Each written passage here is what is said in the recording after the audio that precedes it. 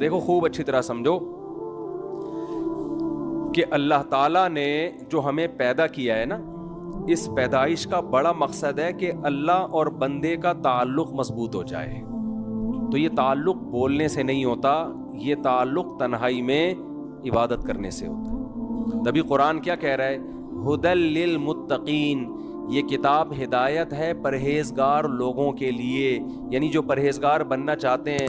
الذین یقیمون الصلاۃ، ان کی سب سے پہلی علامت یہ ہے کہ وہ لوگ نماز کو قائم کرتے ہیں.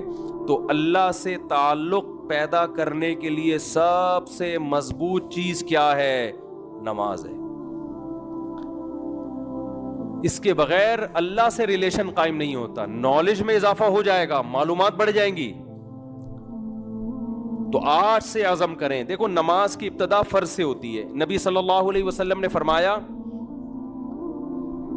کہ انسان جتنا اللہ کے قریب اس عبادت سے ہوتا ہے جو اللہ نے فرض کی ہے، اتنا تقرب کسی اور چیز سے حاصل نہیں کر سکتا.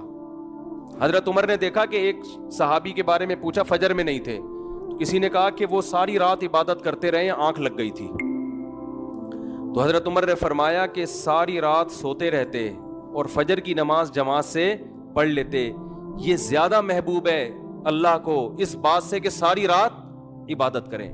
کیوں؟ ساری رات عبادت فرض نہیں تھی، فجر کی نماز جماعت سے پڑھنا کیا ہے؟ وہ فرض ہے. تو فرائض کے بعد پھر نوافل ہیں، اور نوافل کی کثرت نبی صلی اللہ علیہ وسلم نے فرمایا کہ انسان کثرت سے عبادت کرتا ہے اپنے ضروری کاموں سے کو نمٹا کے. فرمایا کہ اتنی عبادت کرتا ہے کہ یہاں تک اللہ تعالیٰ فرماتے ہیں میرا ایسا محبوب بن جاتا ہے کہ میں اس کی آنکھ بن جاتا ہوں جس سے وہ دیکھتا ہے، میں اس کے کان بن جاتا ہوں جس سے وہ سنتا ہے، میں اس کے ہاتھ بن جاتا ہوں جس سے وہ پکڑتا ہے، میں اس کے پاؤں بن جاتا ہوں جس سے وہ چلتا ہے. یعنی یہ مبالغہ ہے. کیا مطلب؟ کوئی کام اس کا پھر میری مرضی کے خلاف نہیں ہوتا. ایسی اللہ کی محبت اسے ملتی ہے. تو بھائی عمل کے لیے صرف علم کافی نہیں ہے، اللہ سے تعلق ضروری ہے. اور یہ خوب اچھی طرح سمجھ لیں، یہ جو آج ڈپریشن، اسٹریس، ٹینشن، یہ سب چیزیں ہیں نا، یہ مسئلے گولیوں سے حل ہونے والے نہیں ہیں، یہ نفسیاتی ڈاکٹروں سے حل ہونے والے نہیں ہیں. اس کا قرآن میں اللہ نے ایک ہی علاج بتایا، فرمایا الا بذکر اللہ تطمئن القلوب. اللہ کا لفظ دیکھو، اللہ کا مطلب خبردار. دیکھو قرآن اگر ایک اعلان کر رہا ہے تو اس کے پیچھے خبردار کا لفظ لگانے کی ضرورت نہیں ہے، بس اللہ کی طرف سے اناؤنسمنٹ کافی ہے.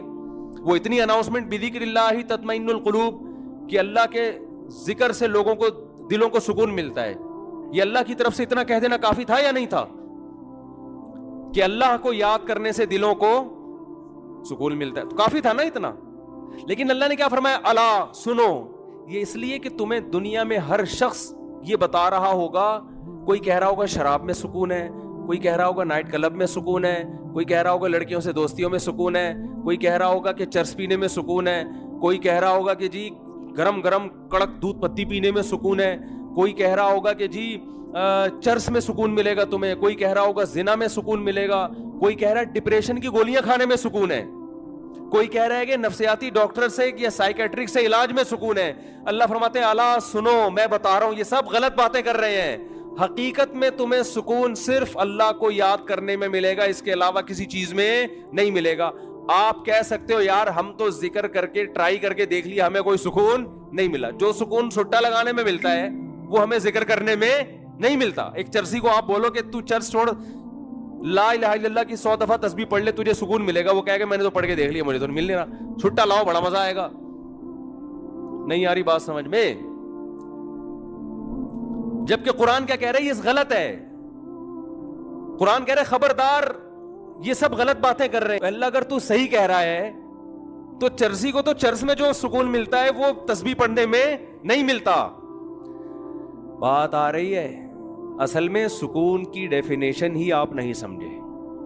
یہ سکون نہیں ہے جو چرسی کو مل رہا ہے، یہ وقتی طور پر اس کی جو ڈپریشن چرس نہ پینے سے پیدا ہوئی ہے نا، جو باڈی کی ایک ڈپریشن ہے، وہ وقتی طور پہ ختم ہوئی ہے. اگر چرسی کا چرس میں سکون ہوتا تو بار بار چرس کیوں مانگتا وہ؟ چرس نہ ملنے سے اس کی طبیعت کیوں خراب ہو جاتی؟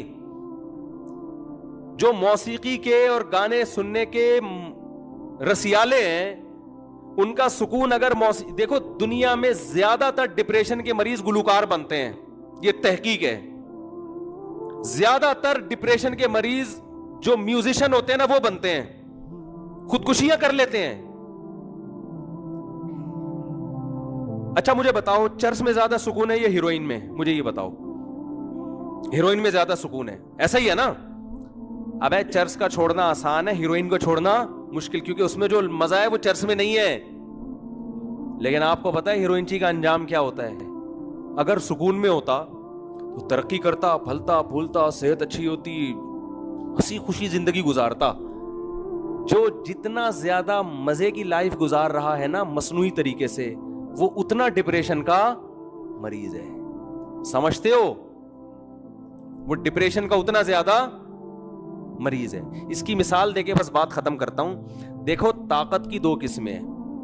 ایک طاقت ہوتی ہے جو کھانا کھانے سے آتی ہے. ایک کمزور سا باریک سا انسان جو جیسے آج کل کے ہمارے اکثر کراچی کے نوجوان ہیں، ایسا لگتا ہے ہینگر کے پہ کپڑے لٹکے ہوئے ہیں بس. اب کوئی اسے کہے کہ چلا نہیں جا رہا، بیٹھا نہیں جا رہا، یہ چلا گیا کسی ہیروئنچی کے پاس کہ مجھے طاقت چاہیے. اس نے ہیروئن کا ایک ٹیکا لگا دیا، یہ اچھلے گا نا، چھلانگے مارے گا، کودے گا، ایک دم پاور آ جائے گی، آپ کی بتی سی پھاڑ دی اس نے. کیا مطلب؟ کیا طاقت آ گئی ہے اس میں؟ بولتے کیوں نہیں بھائی یہ طاقت نہیں ہے، یہ وقتی ہے، ایک وقتی اس بلڈ کے سرکولیشن کو ایک چیز نے تیز کر دیا. اور یہ چلا گیا کسی ڈاکٹر حکیم کے پاس، حکیم صاحب میں چاہتا ہوں میرے جسم میں طاقت آ جائے. تو حکیم اس کو ڈائٹ پلان لکھ کے دے رہا ہے کہ جم جاؤ، تنکے کے دونوں طرف بٹن لگاؤ، روزانہ اٹھایا کرو. تھوڑے دنوں بعد وہ قمیض کے بٹن ہٹا کے شیروانی کے بٹن لگا دو، پھر ہوتے ہوتے وہ 2 بٹن، اس کے بعد پھر 1-1 کلو کا ویٹ، پھر ایک دن آئے گا ایسے ویٹ اٹھاؤ گے. اور اس دوران یہ پلان، اتنے انڈے کھانے ہیں، اتنی روٹیاں کھانی ہیں. اب وہ کہہ رہا ہے یار اس دن چرسی نے ٹیکا لگایا تھا، میں زبردست طاقت آ گئی تھی میری باڈی میں. اور یہ جو ڈاکٹر صاحب بتا رہے ہیں آج میں جم گیا تو جانے کے بعد بجائے طاقت آنے کے میں تو بالکل ہی پڑ گیا زمین پہ. 2 دن تو مجھ سے بستر پہ، میں نے تو پینوڈل کھائی ہے بھائی. اور یہ جو اس نے مرغے شرغے بولے تھے وہ میں نے کھائے، میرا تو پیٹ خراب ہو گیا. تو ڈاکٹر کیا بولے گا؟ اب وہ طاقت نہیں ہے، وہ چرسی نے چرس کا ایک ٹیکا لگا دیا تجھ میں جو تو 2 منٹ اچھل رہا ہے. وہ تھوڑے دنوں میں جتنا ہے نا، ابھی تو ہینگر پہ کپڑے نظر آ رہے ہیں، ہینگر بھی غائب ہو جائے گا تھوڑے دنوں میں، صرف کرتا شلوار رہ جائے گا. تو نظر نہیں آئے گا، تو محسوس ہوگا لوگوں کو، حقیقت محسوس ہوگا کہ کوئی بندہ تھا، رہے گا نہیں تو. اور میں جو طریقہ بتا رہا ہوں نا، اس میں وقتی طور پر تو بور ہو رہا ہے، درد بھی ہو رہا ہے، پین بھی ہو رہا ہے، ذرا کر کے دیکھ. 1-2 سال کے بعد دیکھنا، آج تو بٹن اٹھا رہا ہے، ٹھیک ہے نا، 1-2 سال کے بعد دیکھنا تیری قمیضیں پھٹنے لگیں گی. لوگ بولیں گے کرتا شلوار تھا، اب نہیں ہے، اب بندہ ہے، کرتا پتہ نہیں کہاں گیا اس کا. تو یاد رکھو اللہ کے ذکر سے جو سکون ملتا ہے وہ ایسا نہیں ہوتا کہ آج بیٹھ گئے آپ نے، آج ایک تسبیح پڑھ لی، آج نماز پڑھ لی. کنٹینیو ایک کام کریں، یہ نیچر ہے، انسان کی فطرت ہے رب کی عبادت کرنا. اس ٹریک پر جب آئے گا تو آہستہ آہستہ آہستہ آہستہ اس کا دماغ فریش ہو جائے گا، آہستہ آہستہ وہ سکون میں جائے گا. اور یہ جو سکون ہے نا، موسیقی کا سکون، ایک فلم دیکھ لی، ایک ڈرامہ دیکھ لیا، کوئی فوج فلم دیکھ لی اور جناب کوئی سٹا لگا لیا، یہ سکون برباد کرنے والی چیزیں ہیں. جیسے چرسی اور ہیروئنچی کو ٹیکا لگا دیا آپ نے. تو قرآن اس لیے کہہ رہے الا بذکر اللہ تطمئن القلوب، دلوں کو سکون اللہ کے ذکر، اللہ کی یاد کے علاوہ کسی چیز میں نہیں ملتا. کر کے تو دیکھو، ایسا نہیں ہوگا کہ آج تسبیح پڑھ لی تو ایک دم فٹ فاٹ ہو گئے، ٹھیک ہے نا. اللہ سے دل لگاؤ، کیونکہ دلوں پہ طاقت کس کی ہے؟ اللہ کی ہے. تو وہاں سے موٹیویشن ملے گی آپ کو. وہ سب اپنے آپ کو حوالے کر دو اس کے. انگریزوں نے بڑی تحقیقات کی، ہمارے ایک ریلیٹیو ہیں امریکہ میں، انہوں نے کہا کہ گورے کہتے ہیں کہ یار یہ مسلمان قیدی جب جیل میں ہوتے ہیں نا، اکثر ڈپریشن میں نہیں جاتے. یہ پہلے زمانے کے قیدیوں کی بات ہے. اور جو غیر مسلم ہوتے ہیں وہ خودکشیوں پہ آ جاتے ہیں. انہوں نے کہا کہ وجہ اس کی ہے کہ مسلمانوں کے اپنے جیل کے اندر معمولات شروع، کوئی قرآن حفظ کر رہا ہے، کوئی تہجد پڑھ رہا ہے، کوئی جناب کوئی تسبیح کر رہا ہے، صحیح ہے نا، یہ اللہ اللہ کرنے میں لگ جاتے ہیں اس میں. دیکھو جو چیز آپ کو تنہائی میں سکون نہ دینا، جس آدمی کو ہر وقت لوگوں کا مجمع چاہیے سکون کے لیے، تو سمجھ لو کہ یہ آرٹیفیشل سکون ہے. ہم نے اہل اللہ کو دیکھا ہے اکیلے میں سکون سے بیٹھے ہوئے ہیں، جو کہ آج کل کوئی بھی نہیں بیٹھ. اکیلے میں سکون جب ہوتا ہے جب آپ اللہ سے دل لگا لو. تبھی تو حدیث میں آتا ہے نا، قرآن قبر کی وحشت کو دور کرے گا. کیوں؟ آپ دنیا میں تنہا تھے، اکیلے تھے، آپ نے قرآن سے دوستی لگا لی، تلاوت کرتے تھے آپ. سعودی عرب کے بڑے عالم تھے شیخ بن باز رحمہ اللہ تعالیٰ، ان کے بارے میں سنا کہ اتنا زیادہ ذکر کرتے تھے کہ بیت الخلاء میں جب جاتے تو زبان کو دانتوں سے بند کر لیتے تھے، کیونکہ وہ آٹومیٹک ذکر ہوتا تھا. یہی بات یہاں بر صغیر کے ایک عالم گزرے قاری فتح محمد رحمہ اللہ تعالیٰ، ہمارے شیخ مفتی رشید احمد صاحب کے خلیفہ تھے. وہ قرآن کی تلاوت اتنی زیادہ کرتے تھے کہ جب بیت الخلاء یا واش روم جاتے تو زبان کو دانتوں سے دبا لیتے، کیونکہ آٹومیٹک ان کی زبان پہ تلاوت شروع ہو جاتی. ہم نہیں کہہ رہا کہ آپ اتنے بڑے بزرگ بنے، میں کہہ رہا ہوں بھائی فرض تو پڑھ لو نا. کیا خیال ہے؟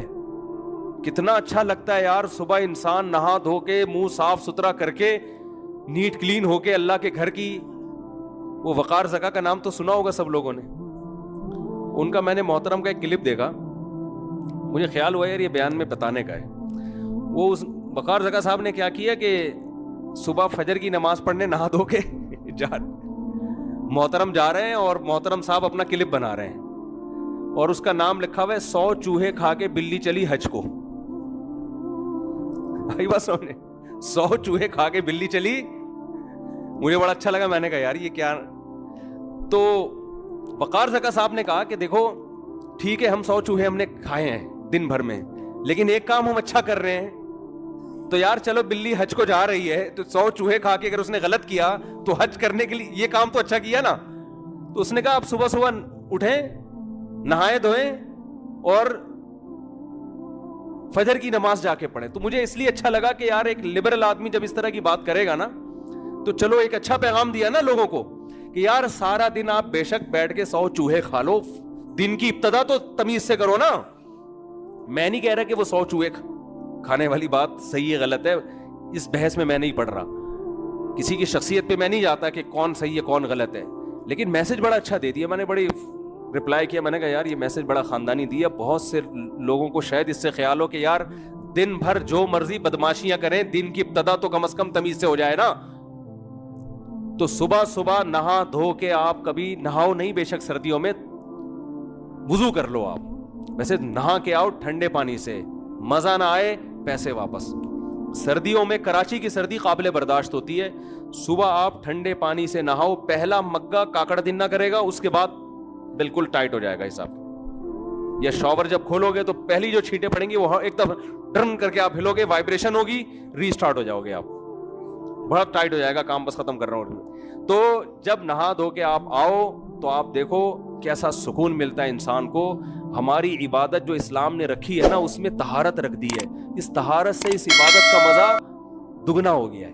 اگر اسلام میں یہ وضو نہ ہوتا، یا اسلام میں نماز کے لیے استنجا نہ ہوتا اور مسواک نہ ہوتی، دانت صاف کرنے نہ ہوتے، تو پھر نماز کا آدھا مزہ تو خراب ہو جاتا. وضو میں تکلیف ہوتی ہے انسان کو، لیکن یہ وضو انسان کو فریش کر دیتی ہے.